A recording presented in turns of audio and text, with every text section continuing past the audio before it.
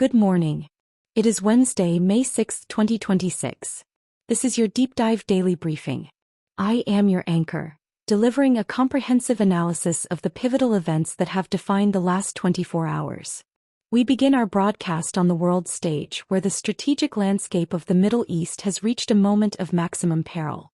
Overnight, the United Arab Emirates Ministry of Defense confirmed that its air defense systems were forced to intercept a fresh wave of missiles and drones originating from Iran.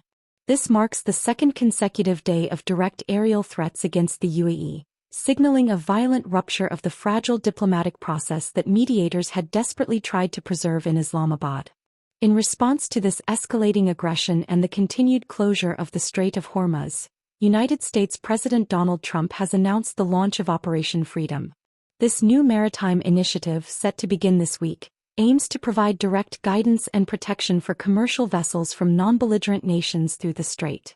However, with senior officials warning that the United States may resume full-scale military operations as early as this week if diplomacy remains deadlocked, the region stands on the precipice of an open-ended military confrontation. Transitioning from the front lines of conflict to the broader global economy, the narrative is being dictated by the International Monetary Fund's stark assessment of a world operating in the shadow of war. The IMF has solidified its 2026 global growth projection at a modest 3.1%, a significant slowdown largely attributed to the largest disruption of world energy supplies since the 1970s. This economic drag is particularly acute in emerging markets, where headline inflation is projected to rise as oil prices remain stubbornly above $110 per barrel. Beyond energy, the European Commission has reached a landmark milestone, with disbursements under the Next Generation EU facility surpassing €400 billion. While this provides a critical cushion for European resilience and the green transition, economists warn that the global scaling up of defense spending, now rising by an average of 2.7 percentage points of GDP, risks a state of fiscal dominance that could crowd out essential social spending and ignite long-term stagflationary pressures. In the realm of finance, all eyes are on the historic transition of power at the Federal Reserve as market participants process the implications of a central bank facing unprecedented internal division.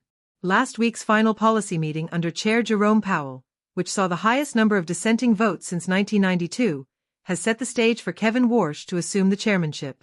Warsh's nomination has cleared key Senate hurdles, and he is expected to take the helm the week of May 11th. Despite the transition, Jerome Powell has confirmed he intends to stay on the Federal Reserve Board as a governor through at least the conclusion of an ongoing internal investigation. This presence of a former chair on the board creates a unique dynamic for Warsh, who has pledged a regime change focused on price stability. Institutional investors are currently navigating a global debt pool that has surpassed $315 trillion. Bracing for a potentially more hawkish era as the Fed attempts to anchor inflation expectations in a wartime economy. Turning our attention to the technology sector, the focus remains on the massive infrastructure supercycle required to sustain the agentic AI era amidst a deepening energy crisis. Industry leaders have reached a consensus this morning that energy infrastructure, rather than computing power, has emerged as the primary constraint for AI development in 2026. Grid constraints are now the leading commercial risk for data center expansion, with a single AI task consuming up to 1,000 times more electricity than a traditional web search. In response, capital deployment is pivoting toward regions with energy surpluses, such as Alberta, Canada. Furthermore, the industry is accelerating its move toward energy independence, with hyperscalers increasingly funding on-site power solutions and advanced hardware like the NVIDIA DGX B300 to manage skyrocketing consumption. The strategic map of digital infrastructure is being redrawn, where access to megawatts is now more valuable to technological leadership than millisecond latency. Finally, we look at the logistics and supply chain networks that serve as the vital arteries of global commerce, which are now undergoing a permanent structural rewiring due to the ongoing crisis in the Strait of Hormuz. Since late February, shipping traffic through this vital corridor has been largely blocked, with over 150 tankers remaining anchored outside to avoid the threat of sea mines and seizure. This de facto blockade has forced the maritime industry to finalize its transition to the Cape of Good Hope as the primary route for Asia to Europe trade. This detour, which adds up to 14 days to transit times, has triggered the largest monthly increase in oil prices in history and is now impacting secondary commodity markets such as aluminum and fertilizer. As the United States Treasury advises shippers not to pay tolls to Iran for passage, the global shipping industry has effectively abandoned the low-cost, just-in-time models of the past in favor of high-cost, regional buffer strategies to insulate world trade from unpredictable geopolitical shocks. In summary, the global landscape is defined by a significant military escalation in the Middle East that has triggered a downgrade in global growth and left the Federal Reserve in a state of historic transition. Technological innovation is pivoting toward energy-independent infrastructure, while the global shipping industry settles into a high-cost, permanent detour around Africa to bypass the world's most volatile maritime choke point.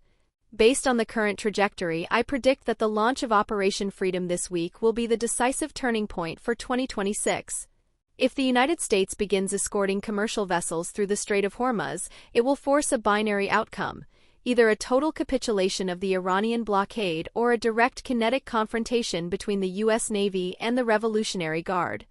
Given the current deadlock in Islamabad and the resumption of missile attacks on the UAE, a brief but intense naval engagement appears increasingly likely before any true diplomatic breakthrough can occur. This suggests that market volatility and energy prices will remain at peak levels through the remainder of the month.